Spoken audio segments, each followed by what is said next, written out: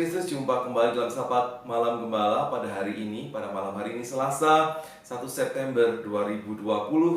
Kita memasuki episode yang ke-116 dengan mengawalinya melalui pujian Kidung Jemaat 116 yang dipuji kaum gembala. Menyatakan sebuah situasi saat kaum gembala boleh melihat kehadiran Yesus sebagai seorang bayi yang lahir di sebuah tempat yang hina yang disamakan dengan kandang. Kaum gembala ini memuji Tuhan, dan di bab yang kedua orang Majus juga datang membawakan persembahan. Bagaimana sambutan kita kepada Sang Raja? Tentunya pada malam hari ini ketika kita memasuki Sapa Malam Gembala, sesungguhnya kita sedang menyambut Tuhan juga yang hadir melalui firman-Nya. Biarlah firman-Nya itu menghidupi kehidupan kita. Mari bersama-sama kita persiapkan diri untuk menyambut firman Tuhan. Kita berdoa. Sungguh ya Allah, kami bersyukur untuk peliharaanmu sepanjang hari ini, untuk setiap berkat yang boleh kami nikmati. Pada malam hari ini kami berkesempatan untuk mendengarkan kembali sapaan-Mu, menyambut kehadiran-Mu dalam firman-Mu. Biarlah firman-Mu boleh menguatkan kami, memampukan kami menjadi pribadi yang semakin berkenan di hadapan-Mu, di dalam Tuhan Yesus Kristus. Amin. Sahabat GKI Gunung Indah yang dikasihi Tuhan Yesus Kristus, Sapa Malam Gembala pada malam hari ini temanya adalah sisi lain dari roti tidak beragi. Dan bacaannya adalah Keluaran pasal 12 ayat 34. Hanya satu ayat saja. Keluaran pasal 12 ayatnya yang ke-34 demikian. Lalu bangsa itu mengangkat adonannya sebelum diragi, dengan tempat adonan mereka terbungkus dalam kainnya di atas bahunya. Demikian firman Tuhan. Yang berbahagialah mereka yang setia mendengarkan firman Tuhan dan yang memeliharanya di dalam kehidupan hari lepas hari. Sahabat GKI Gunung Indah yang dikasihi Tuhan Yesus Kristus, telah dijelaskan dalam renungan Sapa Malam Gembala pada waktu yang lalu 28 Agustus, ketika kita membahas perayaan roti tidak beragi, bahwa hal ini terkait dengan apa? Terkait dengan kerelaan manusia, orang Israel itu untuk menyangkal diri, dan untuk semua orang Yahudi sesudahnya. Menyangkal diri apa? Hidup di dalam kebaikan Tuhan, di dalam setiap keadaan. Entahkah itu keadaan yang baik, entahkah itu keadaan yang tidak baik. Bisa? Bisa. Karena mengingat roti yang tidak beragi itu bukanlah roti yang enak. Roti tidak beragi itu kalah enak dengan roti yang beragi. Diberikan kehidupan melalui makanan, tetapi tidak selalu enak. Yang tidak enak pun juga harus diterima, harus dimakan.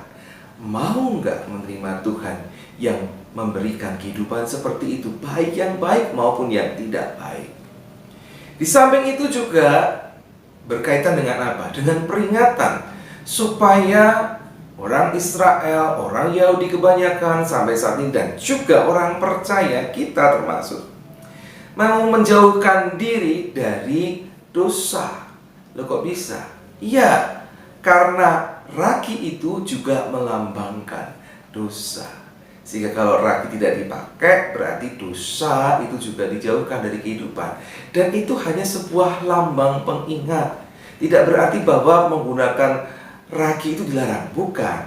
Tetapi itu sebagai bagian untuk mengingat kehidupan kita di dalam pada saat kita berhadapan dengan Tuhan. Jadi ada bagian-bagian tertentu, waktu-waktu tertentu mereka diingatkan untuk merayakan ini, supaya mereka merelakan diri hidup bersama dengan Tuhan dalam susah maupun senang, dan juga mau menjauhi dosa-dosa. Namun sahabat GKI Gunung Indah yang dikasihi Tuhan, dari ayat tunggal yang kita baca tadi, kita bisa melihat sisi yang lain dari roti yang tidak beragi ini. yaitu apa? Ketergesa-gesaan. Sangat sepele.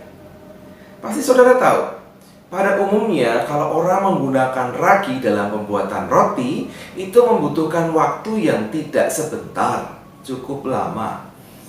Pernah saya ke rumah teman tuh waktu saya muda, sekarang sudah tidak begitu muda lagi.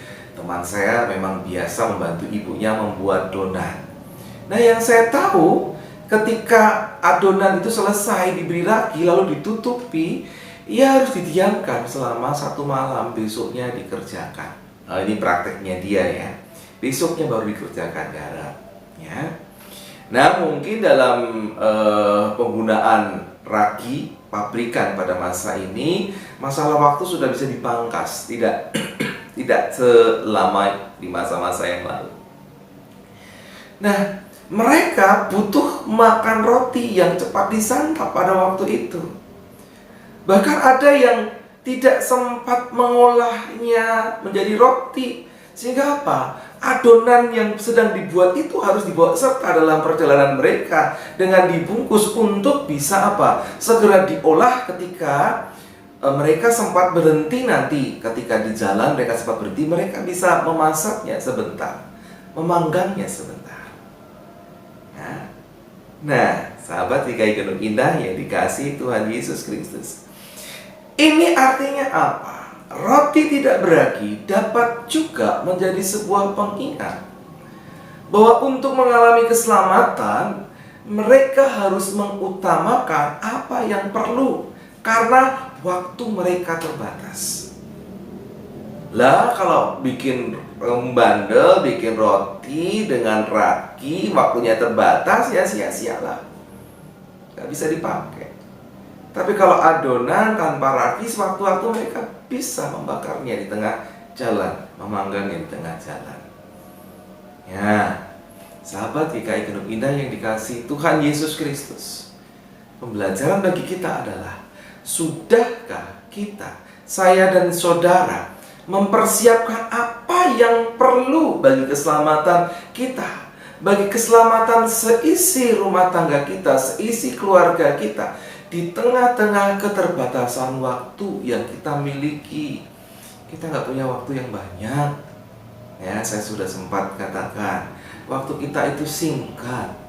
Apakah kita sudah mempersiapkan anak-anak kita, suami kita, istri kita? Ini loh yang paling penting untuk keselamatan kita. Karena itu sahabat GKI Gunung Indah yang dikasihi Tuhan Yesus Kristus, pilihlah yang terbaik. Bagikanlah apa itu? Keselamatan di dalam Tuhan Yesus Kristus. Tetap terus bersandarlah kepada Tuhan. Tuhan menolong saudara dan saya. Amin. Mari kita berdoa. Terima kasih ya Tuhan untuk firman-Mu. Tolong kami supaya kami memilih yang terbaik dalam hidup yang serba cepat ini. Waktunya kami tidak tahu kapan kami dipanggil. Biar pilihan kami yang tepat, yang terbaik. Terima kasih, biarlah seluruh keluarga kami, istri kami, suami kami, orang tua kami, anak-anak kami, bersama-sama kami boleh mengalami keselamatan di dalam Tuhan Yesus Kristus melalui pilihan-pilihan yang tepat. Dalam Tuhan Yesus Kristus kami berserah diri. Amin. Kita akan mengakhiri Sapa Malam Gembala pada malam hari ini. Mari bersama-sama kita menyanyi kembali Kidung Jemaat 116. Kali ini bait yang ketiga dan yang keempat.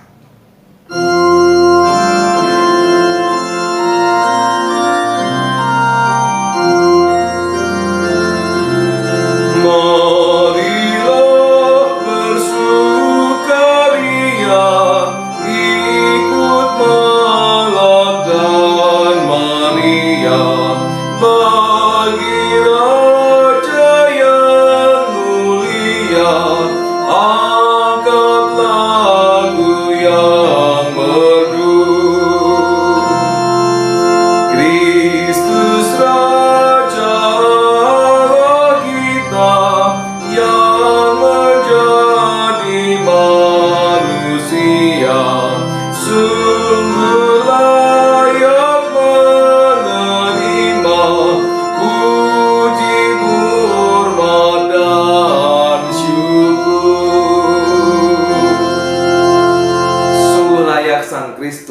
menerima puji, hormat, dan syukur.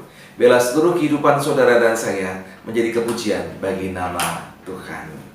Sampai berjumpa di esok hari. Tuhan Yesus memberkati. Amin.